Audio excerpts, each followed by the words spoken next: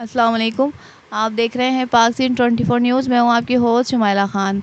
मेहराबपुर से रिपोर्ट कर रहे हैं अली हसन राजपूत। राजपूत बरादरी की जानी पहचानी शख्सियत अली मोहम्मद उर्फ अलिया, जो कि कैंसर जैसी मौजी मर्ज़ में मुब्तला थे, अपनी ज़िंदगी की जंग हार गए और खालिक हकीकी से जा मिले, जिनकी रस्म चहलम के मौके पर उनके बड़े फ़र्जंद मोहम्मद अकरम राजपूत को घर के सरबराह के तौर पर दस्तारबंदी की गई और दुआ की गई। दस्तारबंदी की रस्म में मोहम्मद सलीम राजपूत, मोहम्मद अख्तर राजपूत, बाबर अली राजपूत, लियाकत अली राजपूत, डॉक्टर सलाहुद्दीन राजपूत, मोहम्मद यूसुफ राजपूत, साजिद राजपूत, मोहम्मद असम राजपूत और पाक सिंध 24 न्यूज़ के ब्यूरो चीफ सिंध अली राजपूत शामिल थे।